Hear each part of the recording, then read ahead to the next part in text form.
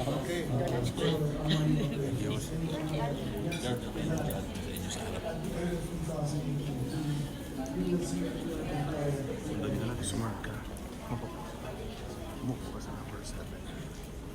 So the multi-party monitoring team is an important partner in this effort to be compliant to regulations. So the MMT is composed of representatives from the MGB, the DNR, the EMB, the affected communities, NGOs, permit holders such as us, and indigenous people if they're in the area.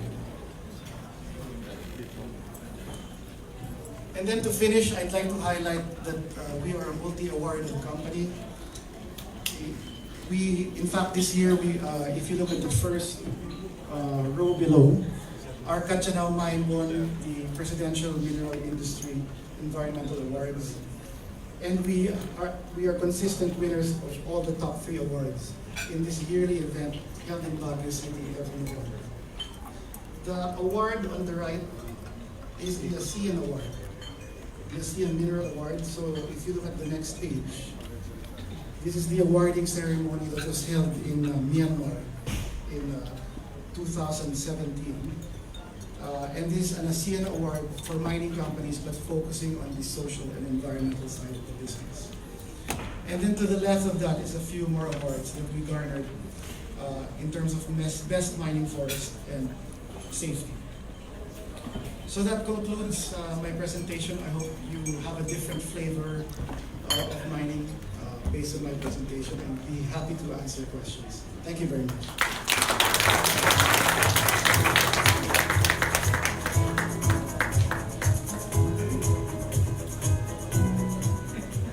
Thank you, Mr. Dennis Zamora.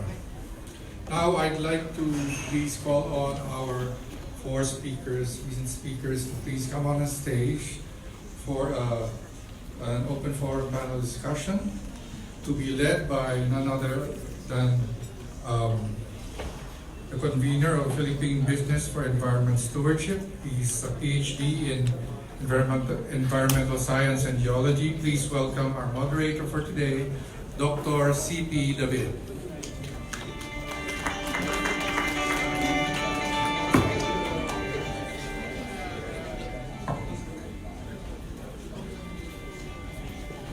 Hi, good morning everybody.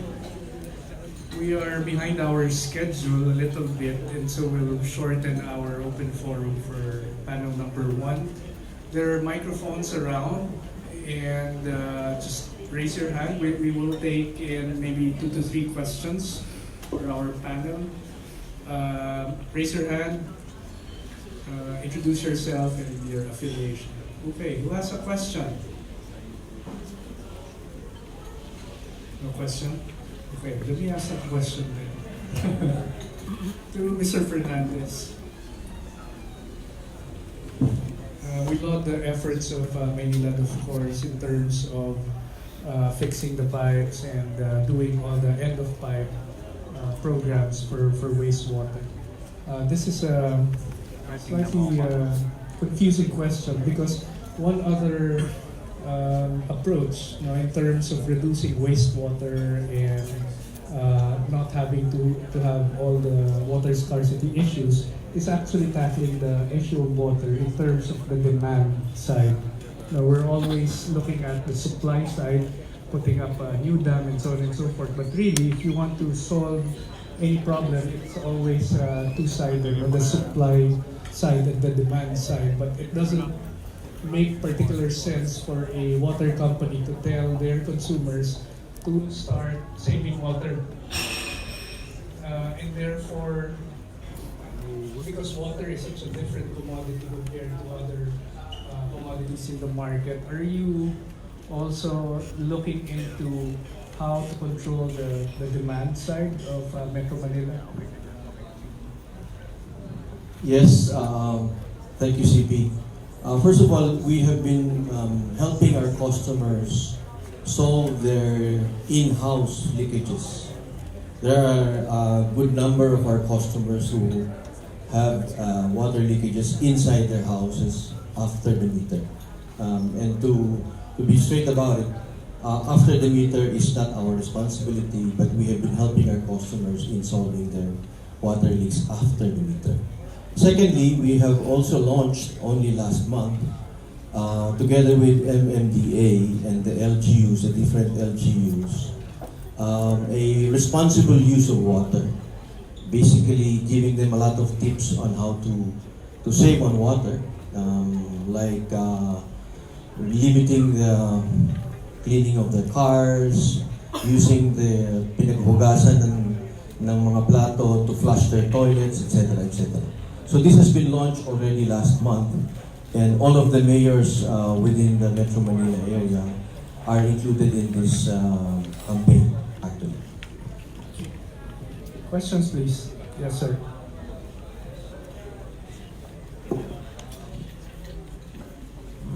You, Mr. Hopeless. Good morning. My question is for Unilever and Coca-Cola. I was listening to the presentation by the Senator and House and Senate and DNR. It seems that their goal is to make the cost of manufacturing more expensive. No, maraming bawal dito, more requirements, And I think that those complying with requirements will cost money. Have you factored in what will be the impact on price on consumer products? And second, I want to I'd like just a comment. I think that the problem of plastic pollution is too heavily exaggerated, and I think that this is an extortion racket by some environmental NGOs. Thank you. Okay. Benji. Okay, sorry to pass it to Will. I think number one, I think there's a cost to the actions that we will be taking. In fact, as I shared for our 2025 commitments, we are proactively working on this, regardless of bills that are coming up, because a lot of the things that we're doing are even more strict than the bills coming up. But there's also the cost of inaction, and therefore we believe that these investments are important because there's a bigger cost of inaction if we don't do it.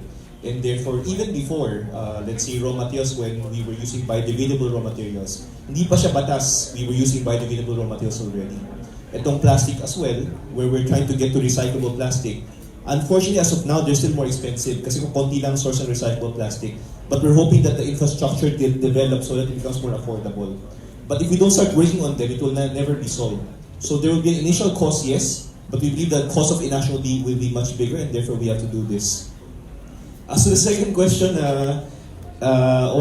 is it exaggerated? I think the numbers are all there. It's important for all of us to be part of the solution. So whether it's the private sector, the NGOs, the government, it's all important for us to be part of the solution, and therefore we are putting in our part of the contribution to help become part of the solution.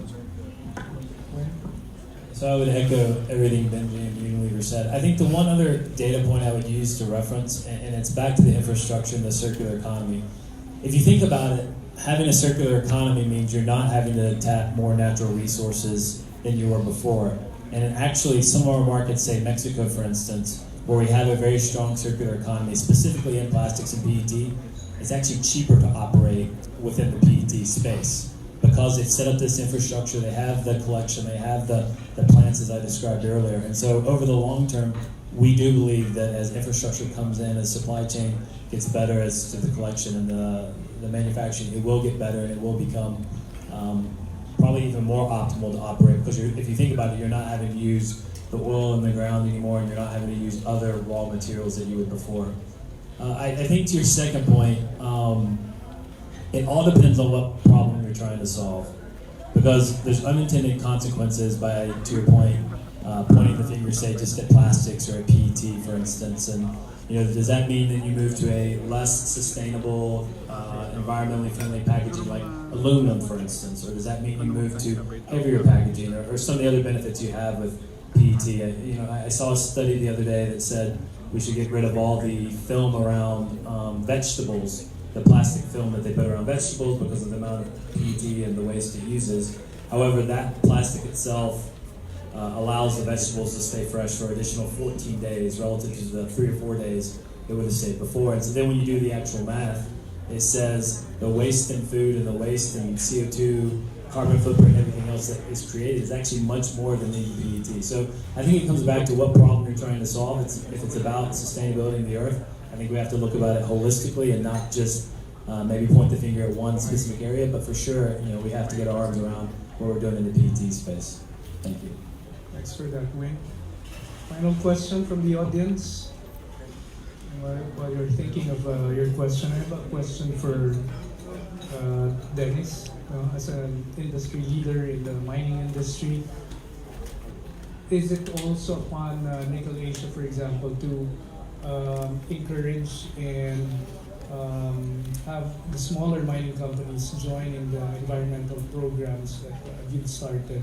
I know you don't have jurisdiction on them, but is it also upon the bigger companies to join these other companies in the effort? Well, you're right. No, we have no jurisdiction over them. But first of all, we have some expenses as part of our SDNP, which goes into IEC, which means Information and Education Campaign. So this is meant to promote the industry and also the good that we do as part of our business. So we hope that by informing local governments and other players about what is best practices, that we are able to make a change in that way. And also, we work very closely with the NGB and the DNR in working with all these players.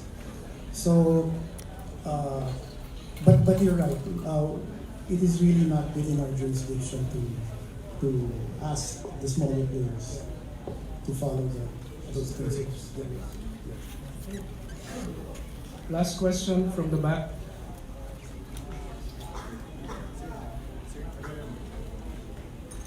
Good morning po. This question came from Municipal Environment and Natural Resources of our town, which is GMA. The LGU tried to find ways to address the plastic packaging materials produced by the manufacturers. And what is the concrete assistance of the manufacturers for those LGUs that started to implement the said program? Okay. Siguro Maynila ang sasagot dyan, plastic, leather. Just kidding. I can start with an example. Sakto si Yorme nandito, no? So we just launched with the City of Manila our Collect Kilo Kita program, no? Na napakaganda. And that's a strong partnership between private and local government. So anong ginagawa natin? We're educating, we're spending money to educate the Manileños to collect their plastic sachets. Dati-rati, bote, dyaryo, tinatabi nila, pero plastic tinatapon dahil walang monetary value. Because of this education program, we're saying, titabi niyo yung mga plastic ninyo, kahit anong brand, kukolektahin natin yan. Once a month or twice a month, meron tayong collection program where we get the plastic from them. Every kilo, we give them a Unilever product na kapalit. Tapos yung nakolektahan po natin, together with the City of Manila, na huhol ng mga trucks po ng City of Manila, pinapadala sa ating mga cement factories and other converters. So meron po tayong mga programang ginagawa with LGUs that is a proven model where we can bring in the citizenry to help us solve this solution solve this problem because di lang po sa atin to. At pagka nagtulong-tulong po ang ating local government, private companies, NGOs, and especially the citizens who are the ones that can really make a difference, we can really help solve this problem together. Wayne, you want to add something? I think the other comment I would make is that while we may not have all the ideas, and I think we have some ways to partner with the LGUs and the Ryan guys and other groups, is we look for you to also provide some of that innovation and ideas along the way. I mean, the biggest strength we have is the brains we have and some of the resources we have. But we'd also look to the local partnerships to come with ideas, and we're very receptive to new ideas as to how to partner and drive collection. I mean, whether it's the resources you need from equipment, whether it's the training and the education that we can do along the way, or even it's the output or what you do with the PET you're collecting and recycling along the way. But any of that, I think we're all very open ears and open to partnership among all of our organizations as well. Okay, thanks, Wayne. I guess that's all the time we have for panel number 1. Our speakers for panel number 2 are also here. Please welcome Mayor Lumagoso, Mayor Joy Belmonte, Mr. Joel Palma of WWF, and Ludwig Federigan. They will be your next panel. In the meantime, please a round of applause again for our speakers and panel members.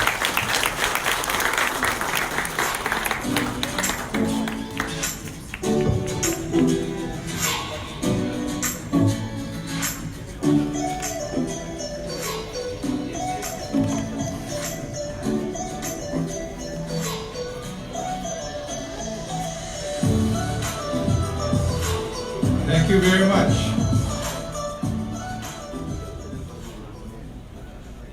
Our next panel of speakers will be talking about the initiatives from the local government and from the NGOs as well.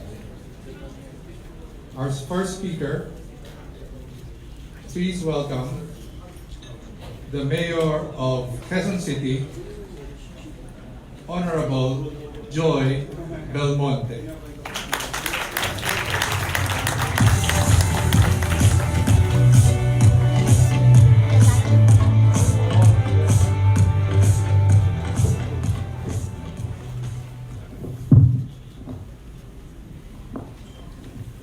Good noon, ladies and gentlemen. I'd like to express my greetings to, of course, Ambassador Albert Del Rosario, to Mr. Dindo Manhit, of course, to my friend Mayor Isko Moreno, to Mr. Win Everhart, to Mr. Benji Yap, to Mr. Ramoncito Fernandez, to Mr. Dennis Zamora, to Mr. Joel Palma, and to Mr. Ludwig Venergan. Honored guests, civil servants, the private sector, and fellow advocates of the environment, a pleasant morning to all of you. Good morning. Let me start by thanking the Strat-based ADR initiative for inviting me to this very important event. Indeed, environmental stewardship is a shared responsibility of the public and private sector, and strengthening partnerships among these stakeholders would definitely lead towards a better environment for all citizens. Sustainability has been a driving force in the past decade. We have moved from mere conservation efforts to imbibing a deeper commitment towards climate justice as a concrete manifestation towards intergenerational responsibility on the environment. There is now a call to balance the needs of the present and the future, one that requires the synergy and harmonization of all social, economic, and environmental considerations. Our progress and development today should be dictated by a selfless mindset, empathetic of generations to come. Hence, world and local leaders are now placing primacy on sustainable development as the foundation of its governance. This is the proper approach for ensuring growth that is inclusive of those who are here now and of future generations to come. Consequences of human activities, industrialization, globalization, and massive extraction of natural resources lead to